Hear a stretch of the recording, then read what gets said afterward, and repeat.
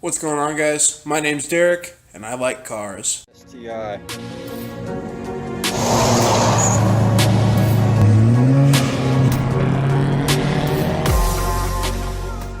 Okay, we're back with Scoob, and I did get 2 quarts of oil, but rather than use that, I used this miracle substance known as Lucas Heavy Oil Stabilizer.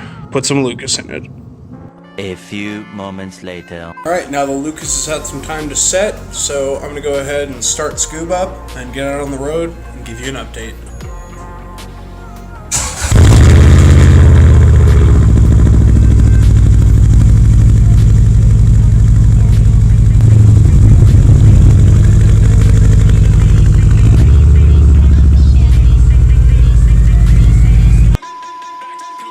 Phone ran out of storage, so we are now losing light. But as you can see, this is Scoob. There are a couple issues with her at the moment, namely right here at the front, the bumper is not sitting correctly. I can fit my whole finger in that. That's what she said. I did go and pick up a new part, which may or may not be sitting, behind me. And when I did that, I almost ripped the bumper off getting in a driveway. Low life. As a result of that, as you may also be able to tell, the famous halo lights are not working. Now, I'm pretty sure the wiring got ripped out during my scrape fest, so I actually have Duncan on his way here at the moment to help me remedy that issue.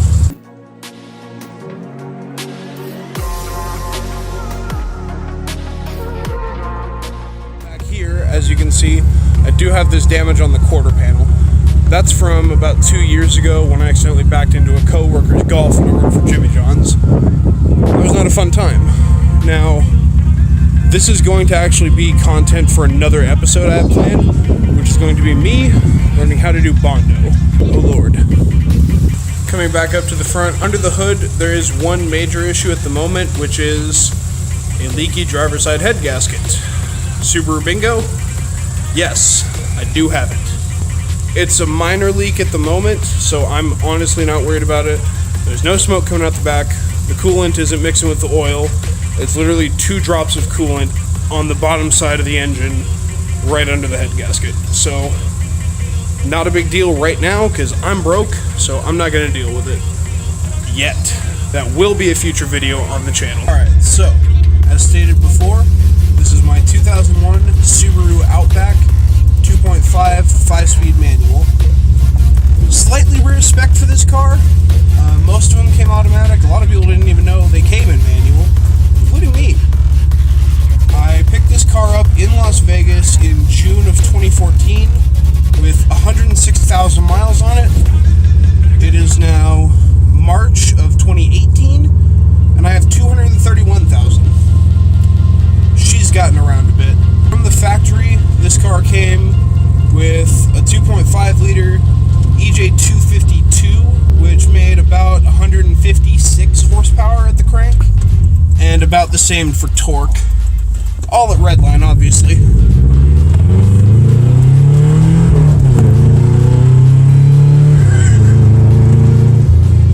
I will absolutely never get tired of that sound. Except I already kind of am, because I want to change the exhaust up. Currently, as far as mods, there's a lot done. Most of it is either visual or suspension. Scoob is lowered on H&R lowering springs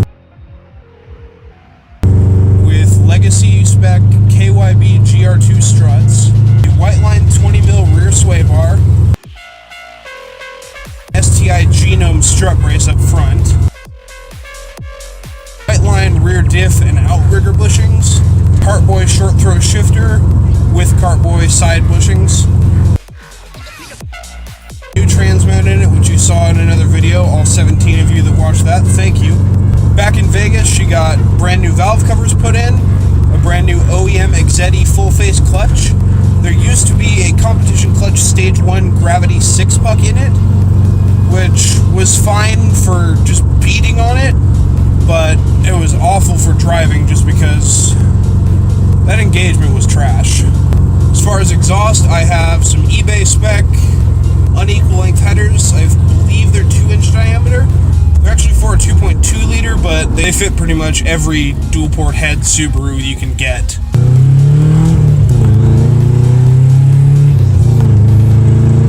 There's a few other things. I'd rather not list them. Most of it's either visual or doesn't matter that much. There's an intake, there's a crank pulley.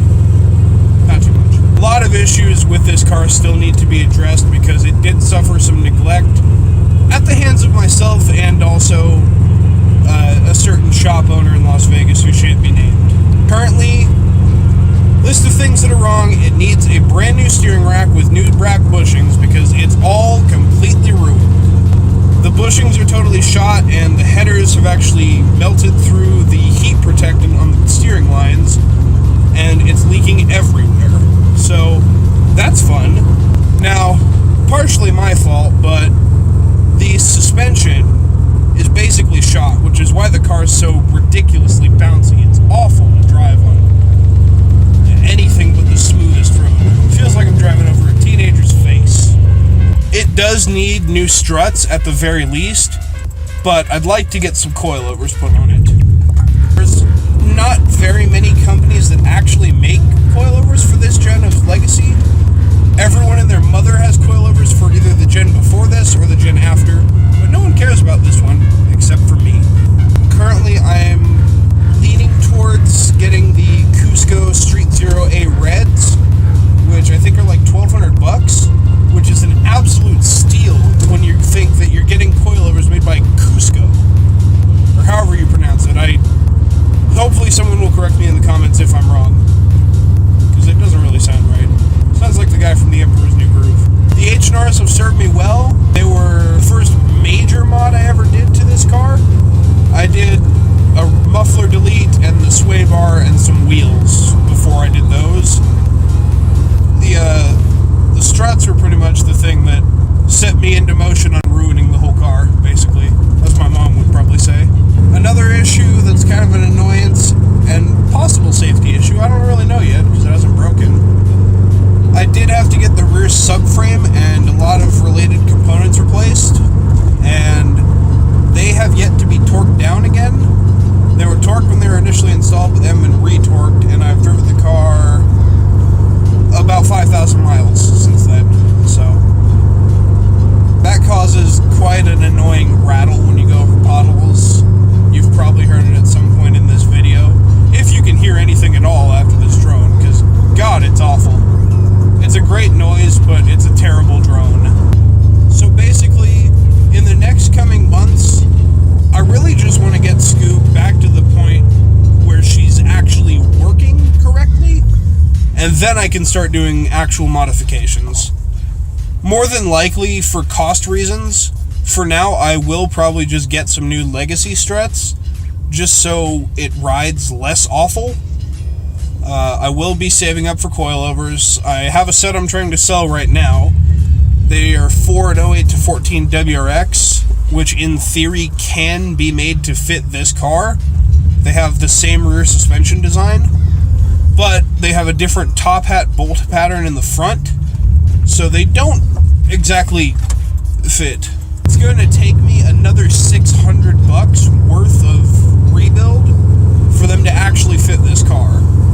And by then, I'm into them for pretty much the same as what I would pay for the Cuscos or some BCs or whatever else they make for this car. So I would honestly just rather get new stuff that's designed to fit the car, because I don't want to be doing sketchy things like re-drilling my bolt pattern in the top or anything like that. I love this car too much to do something that sketchy to it. Another thing I am looking to do is a seat upgrade. Now, I currently have 0203 Bug-Eye WRX front seats in it, which they are 10 million times more comfortable than the stock seats. They're perfect on road trips, but the driver's one has lost all of the bolstering that goes over the metal bit on the left side bolster for the thigh. So, with how fat I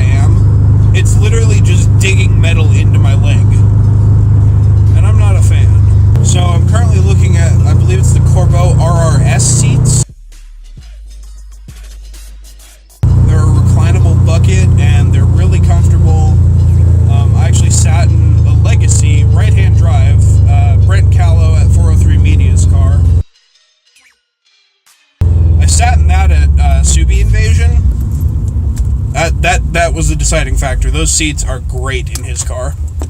That's definitely the route I'm looking to go. Now, I do have a couple more visual mods planned for the car. It's mostly where I want it to be. Obviously, the color is not. This is not the final form for color, right?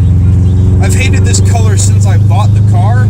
I've grown to like it because people tell me it looks good with this, but, you know, it's my car. I'd like it to look how I want it to. I am planning on getting the bodywork fixed and also getting some new front fenders for it, which there's a guy in Russia, I believe, or somewhere out there, who's actually making custom fiberglass parts for this Gen of Legacy, which is a huge deal. If you have one of these, you know how limited the aftermarket is for visual parts on this car, unless it's something from Japan. So, he's making fenders for it. He's making a full wide body kit. He's made a replica of the Shining Speed rear diffuser, which, if you know about those, that's an $800 bumper, plus another like $900 to ship it to the US. So, with as good as his currently looks, that's a very enticing proposition for this car, because I've wanted a diffuser for a long time. Once I get the fenders and probably the diffuser put on, there's another thing I'm working on, which you saw behind me in the garage, that will be revealed at a later date as far as what I'm doing to it, but you're going to like it. Once I get all that done, I'm probably going to be dipping the car. I know there's a huge stigma against dip. I'm personally a big fan of it because I know the process for how to do it right. If you just spray like 4 coats on something and call it good, that's why it comes out bad. I'm planning on getting a full car kit from dipyourcar.com. I'm not going to reveal the color just yet. A lot of my friends know what I want to do, but not going to reveal it just yet because not 100% sure on it, but I'm like 95% there. So stay tuned for that update. The dip and the aftermarket parts are definitely quite a long ways off because they are a big expense, especially when it comes to shipping. But overall, that's pretty much my plan for the next few months. Just get the car in good working order, and then I'll have an update with the upgrades I'm going to be doing. As you'll see in the next video, we've got a special guest coming from a special place called Utah. Stay tuned. If you like this video, don't forget to like, comment, and subscribe.